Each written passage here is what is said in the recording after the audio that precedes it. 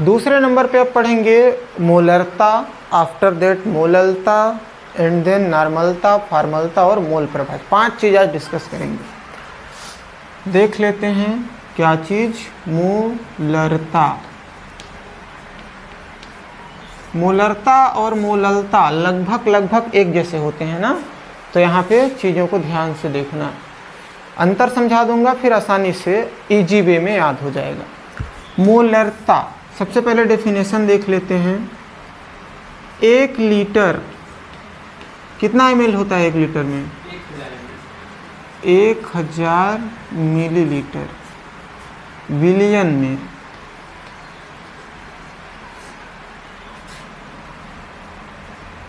उपस्थित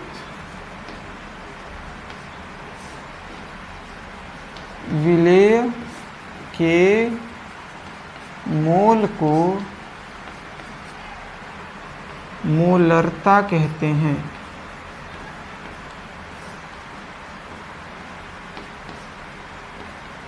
कह दिए। इसी का जुड़वा भाई है मोललता।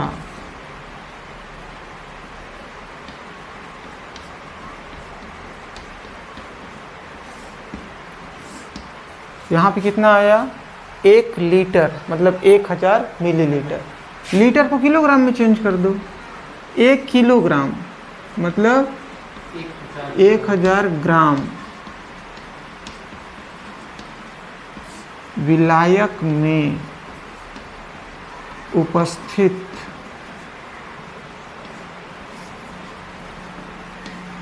विलेय के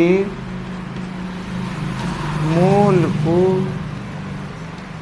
मोललता कहते हैं।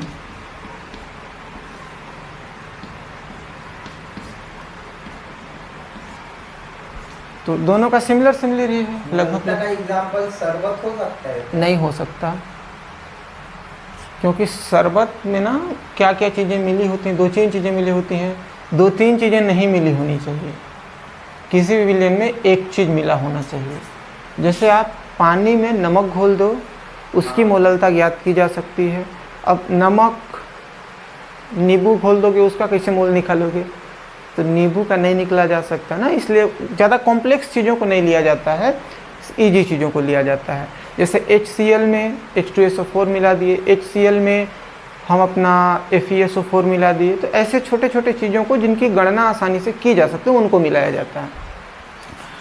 अब इनके देख लेते हैं फॉर्मूले, सूत्र।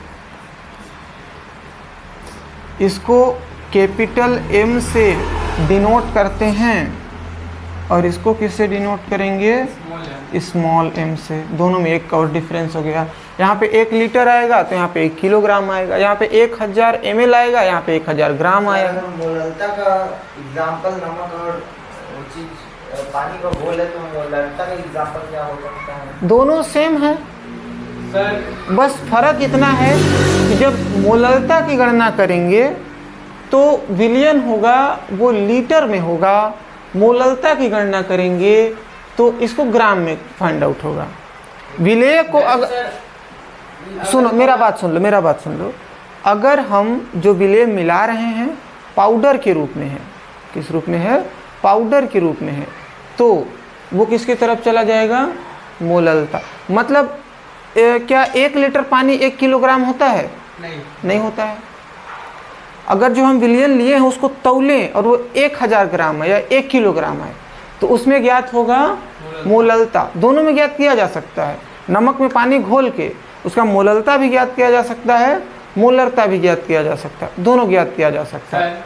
अब मोलरता तो बेसिक सा दिख रहा है। अगर मोलरता है तो लिक्विड वाला कोई सा भी पदार्थ? नहीं, लिक्विड वाले से मतलब नहीं है। जैसे वो दही का अगल एग्जांपल बताया था ना, वो ठीक है, लेकिन वो ml में है तो कोई सा भी चीज लिक्विड में भी तो हो सकता है। हाँ हो सकता है। हाँ। नमक और पानी में, या ये पानी में और दूध दोनों को मिला दें फिर मोललता ज्ञात करें, हो जाएगा। और मोललता में कौन सा वो? एक चीज समझो। जैसे ये पानी है, ठीक है, ये अभी मान लो 1 लीटर है। कितना है? 1 लीटर। तो अगर हम इसको लीटर की दृष्टि से देख रहे हैं तो इसमें मोलरता काउंट होगी। कौन सी होगी? मोलरता। लेकिन अगर इसी को हम वजन में रख दें, लीटर में देखें तो क्या रिजल्ट हमको मिलेगा, मोलरता। अगर हम इसको वजन में तौलें तो मान लो 800 ग्राम आएगा। कितना आएगा, 800 ग्राम। अब 800 ग्राम आया ना तो समझ जाना कि इसमें मोलरता काउंट होगी। तो देखने का फर्क है कि अगर लीटर से बिलियन को देखा जा रहा है तो उसमें मोलरता की गणना होगी। अगर इसको ग्राम में हम मैं अगर बोलूं कि 10 ग्राम पानी में 1 ग्राम शक्कर मिलाओ, तो 10 ग्राम पानी में मिला रहे हो तो मोलरता की तरफ चला जाएगा। मैं बोलूँगा 1 गिलास पानी में 1 चम्मच चीनी मिलाओ, तो वो किसकी तरफ चला जाएगा, मोलरता की तरफ। तो ये डिफरेंस होता है।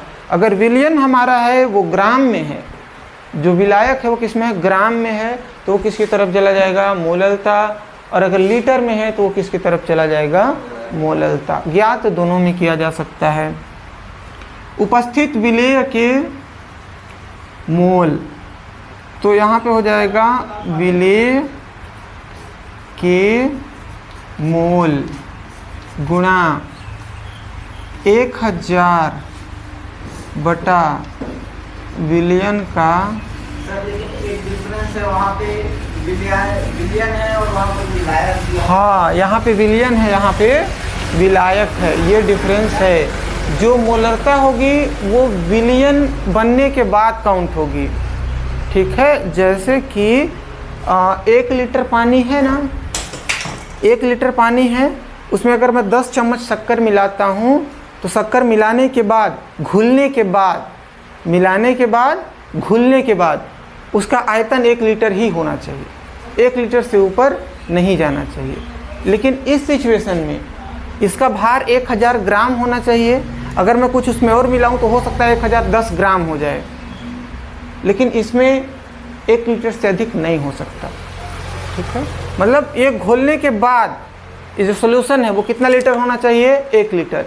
विलेय घोलने के बाद इसमें पहले से 1000 ग्राम होना चाहिए, घोलने से पहले। ठीक है, या घोलने के बाद भी होना। इसको तौलेंगे तो ग्राम में आएगा तो समझ जाना ये काउंट होगा, लीटर में आएगा तो समझ जाना ये काउंट होगा। किसका डिफरेंस है, बस मोलरता में ग्राम का और लीटर का। डेफिनेशन में क्या था, विलेय के मोल कितना में, 1000 में, तो विलेय के मोल गुणा 1000 बटा विलियन का आयतन। जब इसकी तरफ देखेंगे तो यहाँ भी तो है विलेय के मोल, तो यहाँ भी फॉर्मूले में आ जाएगा विलेय का मोल गुणा 1000 बटा, इसमें देखो विलियन है, विलेय और विलायक में थोड़ा कंफ्यूजन हो रहा है। ठीक है, मैं अभी क्लियर कर दूंगा। 1000 है, यहाँ पे विलियन लिए थे तो विलियन का आयतन किए थे, यहाँ पे विलायक लिए हैं तो क्या करेंगे, विलायक का भार। अब देखोगे यहाँ पे आयतन ले रहे हैं और यहाँ पे भार ले रहे हैं। भार इसलिए ले रहे हैं क्योंकि यहाँ पे क्या आया है, ग्राम। आयतन इसलिए लिए हैं क्योंकि यहाँ पे क्या आ रहा है, लीटर। मोल का फार्मूला होता है, मोल बराबर होता है द्रव्यमान या तो भार बटा आणविक द्रव्यमान। अब द्रव्यमान या भार या आणविक द्रव्यमान क्या होता है, जैसे ऑक्सीजन होता है ना, ऑक्सीजन नहीं, और सोडियम ले लो, सोडियम एक धातु है, मान लो ये सोडियम धातु है। सोडियम का परमाणु क्रमांक कितना होता है, 11, और इसका भार कितना होता है, 23। कितना होता है, 23। अब मैं सोडियम बोलूँ, मेरे पॉकेट में सोडियम 10 ग्राम है, वो जस्ट डबल नहीं होता है सबका। हाइड्रोजन का कितना होता है, 1। द्रव्यमान कितना होना चाहिए, होता कितना है, जस्ट डबल नहीं होता है। ठीक है ना, सोडियम का परमाणु क्रमांक 11, भार कितना हो गया, 23, तो ये इसका आणविक द्रव्यमान है। ये क्या है, इसका आणविक द्रव्यमान है। और मैं बोलूँ मेरे पॉकेट में 10 ग्राम सोडियम है, तो ये उसका भार है। ये उसका क्या है, टमाटर 1 किलो खरीद के लाते हैं तो वो उसका भार है। टमाटर का आणविक द्रव्यमान थोड़े निकालेंगे। हाँ, तो ये भार और आणविक द्रव्यमान समझ में आ गया ना। जैसे हम NaCl, तो Na का आणविक द्रव्यमान, Cl का आणविक द्रव्यमान जोड़ के NaCl का आणविक द्रव्यमान निकाल लेंगे। लेकिन अगर मैं बोलूं कि 10 ग्राम NaCl मिलाना है या 10 ग्राम नमक मिलाना है, तो हम तौल के मिलाएंगे ना 10 ग्राम। तो जो तौल के मिलाएंगे वो क्या हो जाएगा, भार, और जो उसका आवर्त सारणी में द्रव्यमान होगा वो क्या कहलाएगा, आणविक द्रव्यमान। तो यहाँ पे उसके अणु का कितना भार, हाँ, अणु का कितना भार है। तो द्रव्यमान या भार बटा आणविक द्रव्यमान, ये किसके लिए होता है, मोल के लिए। तो यहाँ पे है मोल, तो मोल दो भागों में बटेगा ना, एक बटेगा भार में, विलेय का भार, और एक बटेगा विलेय का आणविक द्रव्यमान, गुणा कितना हो जाएगा, 1000 बटा विलयन का आयतन। इसकी तरफ विलेय के मोल है, यहाँ पे मोल थे तो भार बटा आणविक द्रव्यमान आ गया, यहाँ भी मोल है तो क्या आ जाएगा, विलेय का भार बटा विलेय का आणविक द्रव्यमान गुणा 1000 बटा विलायक का भार। अब एक छोटा सा कंफ्यूजन था विलेय और विलायक में।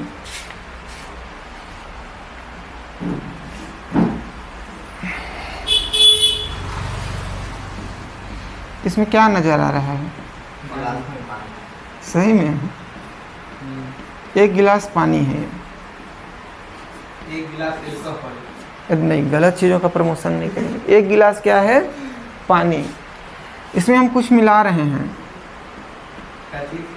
क्या मिला, अरे सिंपल सा बच्चों वाला चीज़ मिलाते हैं ना, दूध भी डाल दीजिए, शरबत पानी बन जाएगा। बनाएंगे, लेकिन अभी थोड़ा गर्मी कम हो गया है। 1 गिलास पानी है और शक्कर है, विलयन बन गया। 2 चीज़ों से मिलकर बनता है विलेय और विलायक। कम मात्रा में क्या है, शक्कर, जो कम मात्रा में होता है वो होता है विलेय, और अधिक मात्रा वाला विलायक, अधिक मात्रा वाला विलायक। तो ये विलयन का होता है, ये दोनों से मिलकर विलेय और विलायक मिलकर विलयन बनाते हैं। नहीं मैं कंफ्यूजन था मेरे को भी। अभी ठीक है, क्लियर हुआ बात। एक और चीज, जो खुद घुलता है वो विलेय होता है, खुद घुलता है, घुल जाता है, खुद घुल जाता है, जो घुलता है वो विलायक। हाँ वेरी गुड।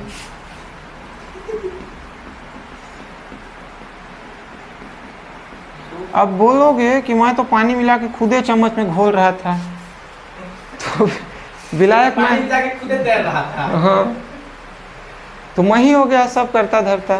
तो उस टाइम सोच लेना कि कभी कभी लगता है ना अपन ही भगवान है। ये भी अब बोल दो कि मैं ही चम्मच पकड़ के ऐसे ऐसे कर रहा था, तो मैं ही विलायक हो गया, क्योंकि सर तो बताया था कि घोलता है वो विलायक होता है, लेकिन ना घोलो फिर भी घुल जाता है। डाल दो शक्कर को 10 ज्यादा मात्रा में डालेंगे तो सर बहुत 3-4 दिन लगेगा। 3-4 दिन लगे चाहे 75 साल लगे, उससे कोई फर्क नहीं पड़ता, घुलता तो है ना। अब बताओ समुंदर में नमक घुलने कौन गया है, अभी तक तो नहीं घुला। हाँ नहीं घुला है पूरी तरह से। तो ये हो गया मोलरता मोललता। अब नॉर्मलता फॉर्मलता पढ़ेंगे, तो इसको लिखना बहुत ज़रूरी है। मोललता मोलरता क्लियर करने के बाद अब पढ़ेंगे मोल प्रभाज। मोल प्रभाज में ही पूरा बोर्ड भर जाएगा समझाने में, क्योंकि मोल प्रभाज ज़्यादा कठिन है नहीं, बस शुरू से लेकर लास्ट तक समझाना पड़ेगा, क्योंकि मोल प्रभाज से रिलेटेड क्वेश्चन आंकिक सवाल पूछे जाते हैं। तो अगला टॉपिक जो है वो है मोल प्रभाज। मोल प्रभाज मान लो कि हमारे पास एक बर्तन है, उस बर्तन में 2 चीज़ें हैं,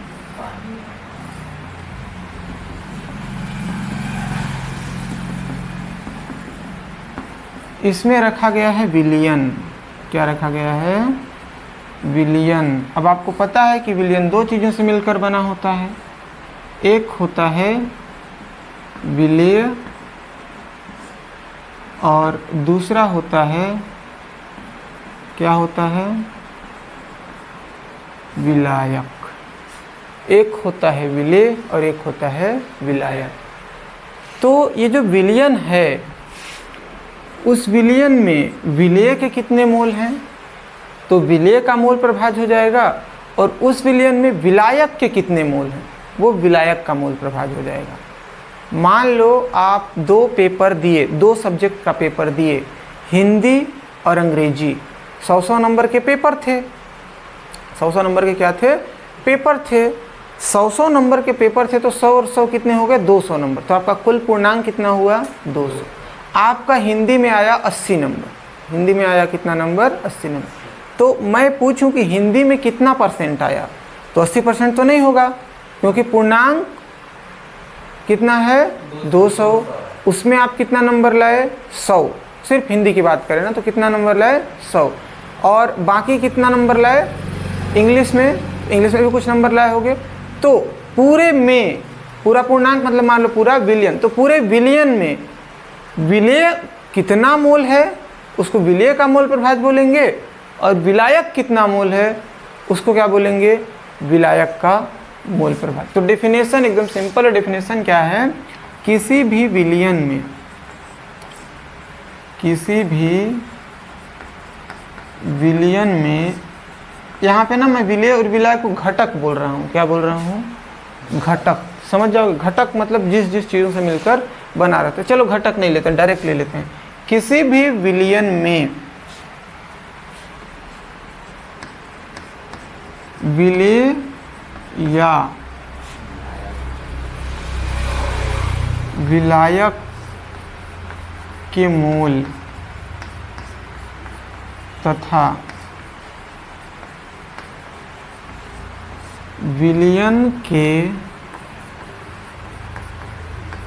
मोल के अनुपात को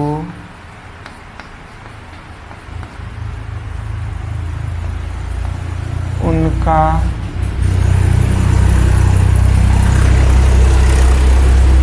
मोल प्रभाज्य कहते हैं।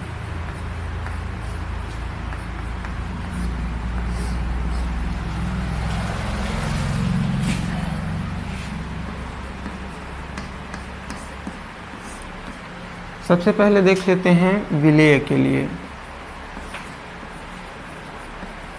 विलेय का मोल प्रभाज्य डेफिनेशन में क्या है, किसी भी विलयन में विलेय या विलायक के मोल तथा विलयन के मोल के अनुपात को, अनुपात मतलब क्या होता है बेटा, तो विलेय का मोल प्रभाज्य बराबर विलेय का मोल किसके अनुपात के साथ रहता है, विलयन के मोल के साथ। तो बटे के नीचे क्या हो जाएगा, विलयन का मोल, विलयन का मोल। अब विलयन का दूसरा घटक क्या होता है, एक तो विलायक, विलेय हो गया, और दूसरा क्या हो जाता है, विलायक। तो विलायक का मोल प्रभाज्य बराबर, यहाँ पे विलेय लिए तो यहाँ पे विलेय लेना पड़ेगा, यहाँ पे विलायक लिए हैं तो यहाँ पे क्या लेना पड़ेगा, विलायक। तो विलायक का मोल बटा विलयन का मोल, ये हो जाएगा हमारा मोल प्रभाज्य समाप्त। अब इसके आगे पढ़ेंगे नॉर्मलता, नॉर्मलिटी। नॉर्मलता क्या कहता है, कितने नंबर पे आ जाएगा, 1 2 3 4 5 नंबर पे। नॉर्मलता को दर्शाएंगे कैपिटल N से। इसके बाद इधर पढ़ लेंगे हम लोग लगे हाथ फॉर्मलता। फॉर्मलता को दर्शाएंगे FC। नॉर्मलता और फॉर्मलता। देखो नॉर्मलता रिलेटेड है तुल्यांकी भार से। किससे? तुल्यांकी भार से। बताऊंगा। 1 लीटर विलयन में विलेय के ग्राम तुल्यांक की संख्या को नॉर्मलता कहते हैं। 1 लीटर विलयन में, 1 लीटर मतलब 1000 मिलीलीटर। विलयन में विलेय के, देखो जो भी चीज़ यहाँ पे इम्पोर्टेंस दिया जा रहा है, विलेय विलेय विलेय विलेय, विलायक का तो कोई रोल ही नहीं है। 1 लीटर विलयन में विलेय के ग्राम तुल्यांक की संख्या को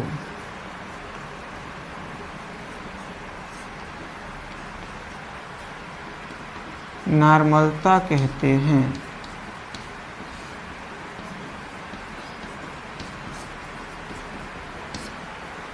और इसका फॉर्मूला हो जाएगा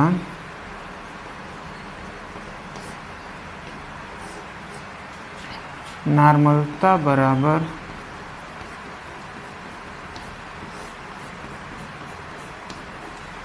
विलेय का भार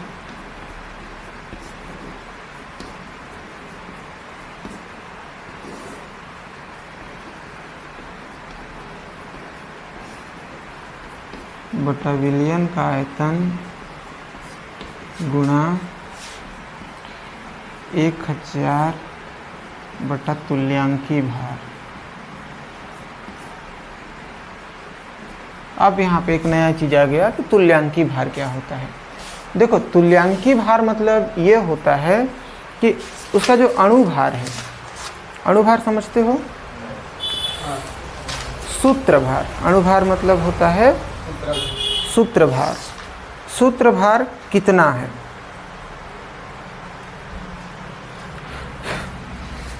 जैसे कि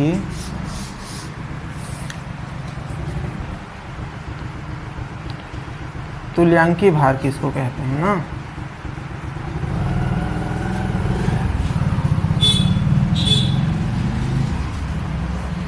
सूत्रभार तथा अम्लता या क्षारकता के अनुपात को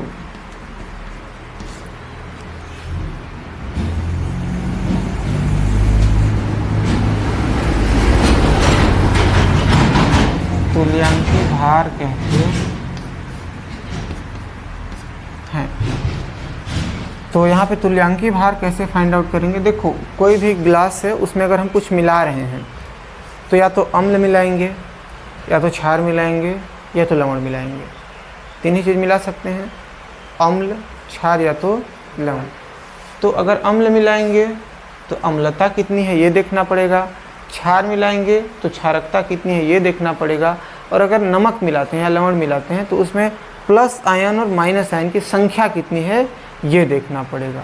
तो क्या क्या चीज़ों के अनुपात को बोला जाता है? सूत्रभार। सूत्रभार समझते हो? सूत्रभार जैसे H2O किसका सूत्र है? पानी का। हाइड्रोजन का द्रव्यमान यहाँ पे कितना हो जाएगा? 2 ठो है इसलिए। ऑक्सीजन का कितना होता है? 16। 16 और 2 कितने हो गए?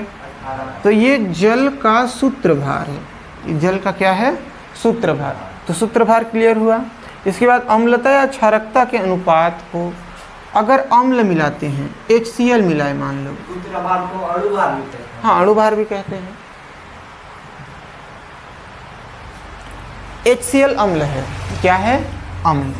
अगर ये टूटेगा तो H प्लस और Cl माइनस में टूटेगा, तो H प्लस आयन आया, यही बताता है अम्लता। यही क्या बताता है? अम्लता। तो सूत्रभार और अम्लता को बटे के रूप में कर देंगे और डिवाइड कर देंगे, तो जो रिजल्ट आएगा वो क्या कहलाएगा? तुल्यांकी भार। और तुल्यांकी भार के जगह पे उस वैल्यू को रख देंगे, विलेय का भार, विलयन का आयतन रख देंगे, तो क्या ज्ञात हो जाएगा?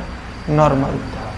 तो 1 लीटर आया है ना, तो 1 लीटर में 1000 आता है, इसलिए यहाँ पे 1000 का उपयोग किया गया है।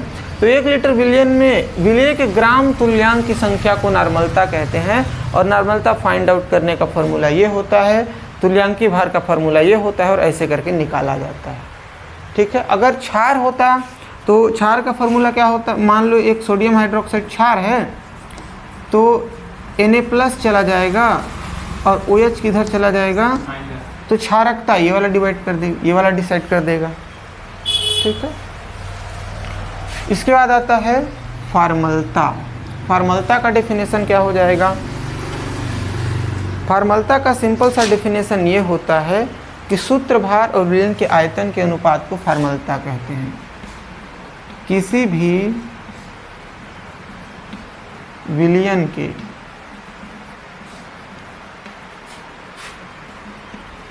सूत्रभार, या यहाँ पे क्या आया है, सूत्रभार, हाँ, या तो अणुभार,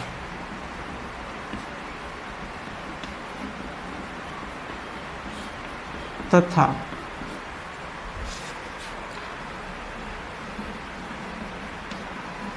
विलयन के आयतन के अनुपात को उसकी फॉर्मलता कहते हैं।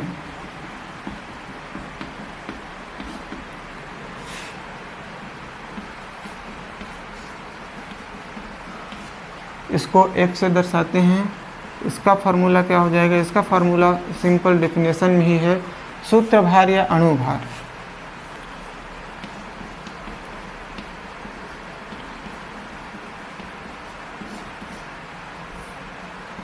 बटे में आ जाएगा विलयन का आयतन। मान लो 80 ग्राम नहीं 80 मिलीलीटर जल है और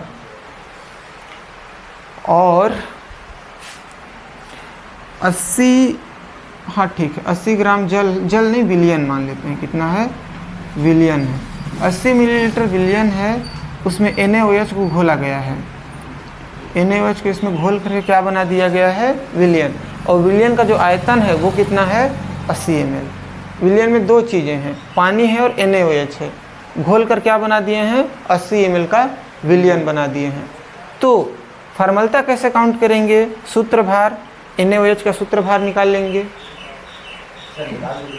सोडियम का कितना होता है, 23, ऑक्सीजन का 16, हाइड्रोजन का 1, 23 1 24, 24 16 कितना हो जाएगा, 40। गलत हो जाएगा, 1 मिनट, गलत क्यों होगा वो देखते हैं ना। सूत्रभार कितना है, 40 आ गया, आयतन कितना लिए हैं, 80 ml। मान लो सूत्रभार को यहाँ पे 22 लिख देते तो 39 आता, जिंदगी भर भाग करते कटता नहीं, 39। मान लीजिए सर गलती से अगर वो काउंट करने में गलत कर देता, हाँ तो नंबर कटते हैं, कहाँ था आपका, तो F बराबर कितना हो जाएगा, 40 कम 40, 40 दूना 80, 0.5, फार्मलता कितना हो जाएगा, 0.। तो ऐसी वाली चीज़ें थी, नॉर्मलता फार्मलता हो गए क्लियर। कल व्यंजक पढ़ेंगे सर।